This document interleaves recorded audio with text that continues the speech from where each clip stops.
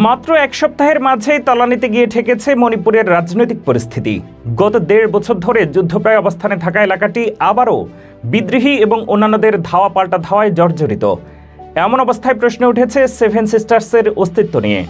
আশঙ্কা করা হচ্ছে এক এক মিসাইল কিংবা ড্রোনের মাঝে ভঙ্গুর মণিপুরে হয়তো সেভেন সিস্টার্সের ভাঙনের কারণ হতে চলেছে।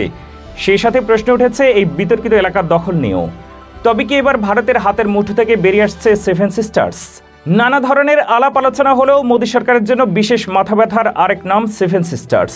এরই একটি অংশ অর্থাৎ ভারতের উত্তর পূর্বাঞ্চলীয় রাজ্য মণিপুরের জিরিবাম ও বিষ্ণুপুর জেলায় নতুন করে সহিংসতা শুরু হয়েছে। ৭ সেপ্টেম্বর শনিবার এই দুই জেলায় ড্রোন ও রকেট হামলার পাশাপাশি গোলাবর্ষণের ঘটনাও ঘটেছে। এতে অন্তত ৫ জনের প্রাণহানি ও আরও কয়েকজন আহত হয়েছেন বলে দেশটির সরকারি কর্মকর্তারা জানিয়েছেন। এমন অবস্থায় নতুন করে সহিংসতা ছড়িয়ে পড়ায় সেই রাজ্যের সব স্কুল বন্ধ ঘোষণা করা হয়েছে।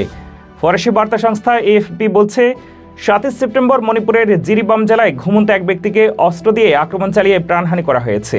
পরবর্তীতে আইনশৃঙ্খলা বাহিনীর সাথে বিদ্রোহীদের বন্দুক যুদ্ধে ৪ জন প্রয়াত হয়েছেন। ওই ৪ জনই সশস্ত্র ছিলেন।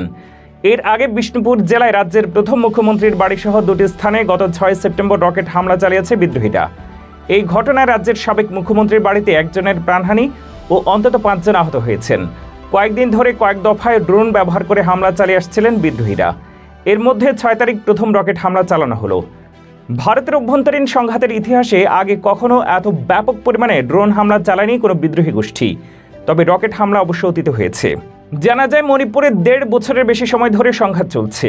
এই জাতিগত সংঘাতে এখন পর্যন্ত অন্তত ২৫০ জনের প্রাণহানি হয়েছে। সংঘাত ও সংঘর্ষ মাঝে মধ্যে কিছুটা কমলেও হঠাৎ করেই বেড়ে যাচ্ছে, যার কারণে গত কয়েকদিনেও ড্রোন হামলার প্রয়াত হয়েছেন বেশ কয়েকজন। মণিপুর পুলিশ জানিয়েছে ৬ সেপ্টেম্বর বেলা ৩:৩০টার দিকে স্থানীয়ভাবে তৈরি একটি লঞ্চার ব্যবহার করে ময়রাং শহরের সাবেক মুখ্যমন্ত্রী মাইরেমবাম কোয়েরেং সিংয়ের বাড়িতে রকেট হামলা চালানো হয়। রকেটটি সাবেক মুখ্যমন্ত্রীর বাড়ির সীমানায় আঘাত হানে। প্রত্যক্ষদর্শী ব্যক্তিরা বলছেন, বাড়ি থেকে কয়েক ইঞ্চি দূরে রকেটটি আছড়ে পড়ে। এই ঘটনায় ৭২ বছর বয়সী কে রাবেই সিং নামের এক ব্যক্তি প্রাণ হারিয়েছেন। এছাড়া সাবেক মুখ্যমন্ত্রীর ৫ আত্মীয় আহত হয়েছেন।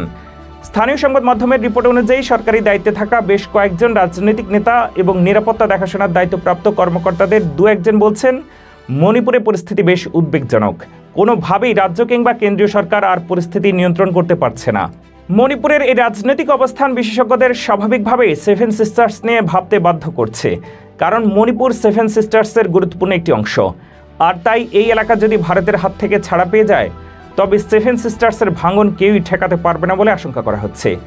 প্রসঙ্গত, ভারতের সেভেন সিস্টার্স কথাটা ইদানিং প্রায় অপ্রচলিত হলেও বাংলাদেশে ওই অঞ্চলটিকে বোঝাতে এখনও কিন্তু এই শব্দবন্ধটি সবচেয়ে বহুল ব্যবহৃত। আসলে বাংলাদেশের সঙ্গে ভারতের যে ৪,০০০ কিলোমিটারের বেশি দীর্ঘ স্থল সীমান্ত, তার প্রায় ২/৩ কিন্তু এই সেভেন সিস্টার্সের সঙ্গে। আরও নির্দিষ্ট করে বললে ৭টির মধ্যে ৪ বোন আসাম, মেঘালয়, ত্রিপুরা এবং মিজোরামের সঙ্গে। ইতিহাস বলে ১৯৭১ সালে ভারতের পার্লামেন্টে পাশ হওয়া নর্থ ইস্টার্ন কাউন্সিল অ্যাক্টের অধীনে উত্তর পূর্বাঞ্চলের ৭টি অঙ্গরাজ্য বা কেন্দ্রশাসিত অঞ্চলের সার্বিক উন্নয়নের জন্য একটি পরিষদ গঠনের সিদ্ধান্ত হয়, যার সদর দফতর স্থাপিত হয়েছিল শিলংয়ে।